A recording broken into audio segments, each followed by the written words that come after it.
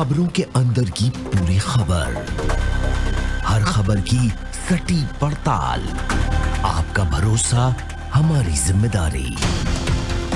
सच, साहस और सरोकार, यही है हमारी पहचान।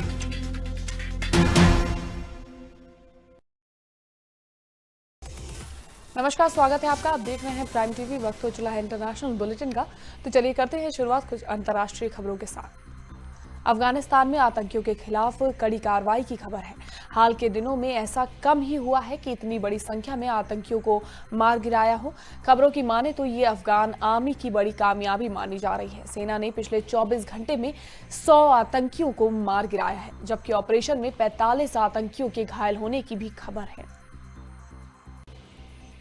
आयरलैंड स्थित डबलिन का एक वीडियो खूब वायरल हो रहा है और इसने लोगों को हैरान भी कर दिया है। ये वीडियो खुद उसके पिता ने शूट किया है। वीडियो एक चिड़ियाघर का है जहां एक बाघ ने बच्चे पर हमला करने की कोशिश की, लेकिन जिस जगह 7 वर्षीय बच्चा बैठा था उसके पीछे शीशा लगे होने की वजह से उसे कुछ नहीं हुआ। वीडियो में आप देख सकते हैं कि जहां बच्चा फोटो क्लिक कराने के लिए पोज दे रहा था, उसके पीछे बाघ उसे घूर रहा था। उसने झपट्टा मारने की कोशिश की, लेकिन शीशा लगे होने की वजह से अपनी कोशिश में नाकाम रहा। पाकिस्तान के प्रधानमंत्री इमरान खान को पीएम मोदी का डर सता रहा है। इमरान ने दावा किया है कि भारत अपने घरेलू मुद्दों से ध्यान भटकाने के लिए पाकिस्तान के कब्जे वाले कश्मीर में किसी प्रकार की कार्रवाई कर सकता है। इससे आशंकित इमरान खान ने अपनी फौज को तैयार रहने के लिए कहा है।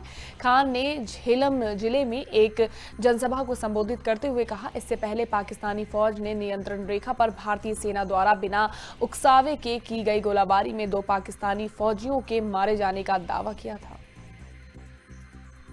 इजराइल के प्रधानमंत्री बेंजामिन नेतन्याहू के साथ बड़ा हादसा होते होते बच गया जब वो एक जनसभा को संबोधित कर रहे थे। तभी खबर लगी कि गाजा पट्टी की तरफ से एक मिसाइल दागी गई है जो आसपास ही गिर सकती है। तुरंत ही बेंजामिन नेतन्याहू को बंकर में ले जाया गया और सुरक्षित किया गया।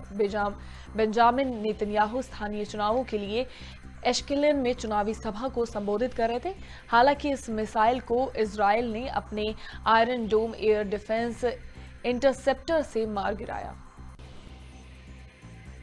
अमेरिका और उत्तर कोरिया में एक बार फिर ठन गई है। यूं तो दोनों देश के राष्ट्रीय अध्यक्ष शांति और सहमति की बात करते नजर आते हैं, लेकिन असल हकीकत कुछ और ही है।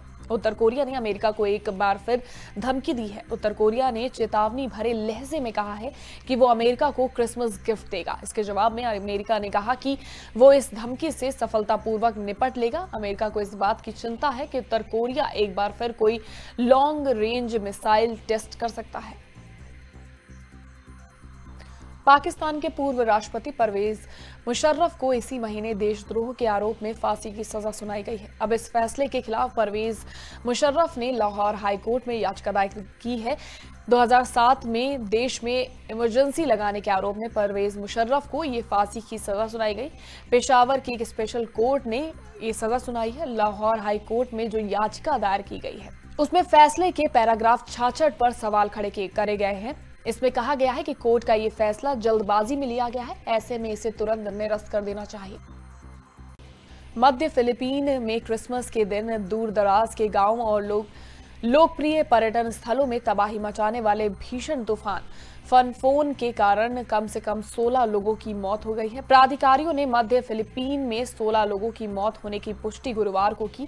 195 किलोमीटर की रफ्तार से आया ये तूफान मकानों की छतें उड़ाकर ले गया और फिलीपीन में विद्युत आपूर्ति ठप हो गई। इस तूफान के कारण इंटरनेट और मोबाइल सेवाएं अभी भी बाधित हैं। फनफोन के कारण हुई तबाही का बृहस्पतिवार सुबह तक पूरा आकलन नहीं हो पाया। रूस में राष्ट्रपति व्लादिमीर पुतिन के विरोधी 23 साल के युवक को पुलिस ने जबरन आर्कटिक बेस भेज दिया। उसके समर्थकों ने बुधवार को मॉस्को में प्रदर्शन किया और युवक की रिहाई की मांग की। कुछ लोगों ने पुलिस मुख्यालय के सामने भी प्रदर्शन किया। रूस के विपक्षी नेता अलेक्सी नवलनी ने कहा कि आर्कटिक भेजे गए युवक की हालत ठीक नहीं थी और न ही उसे कोई बेसिक ट्रेनिंग दी गई। नागरिकता संशोधन कानून यानी कि सीएए के खिलाफ केवल भारत ही नहीं बल्कि दूसरे देशों में भी विरोध प्रदर्शन बड़े स्तर पर जारी है। भारत के बाहर भी दूसरे देशों में बसे भारतीय नागरिक इसके खिलाफ अपनी आवाज बुलंद कर रहे हैं और अपनी बात रख रहे हैं। सिंगापुर में भी कुछ ऐसी ही घटना सामने आई। दरअसल सिंगापुर में एक भारतीय ने नागरिकता संशोधन एक्ट का विरोध किया था, लेकिन ये कदम उसके ऊपर ही भारी पड़ता नजर आ रहा है। सिंगापुर पुलिस ने इस मामले की जांच प्रक्रिया शुरू कर दी है। प्रदर्शनकारी की तलाश जारी है।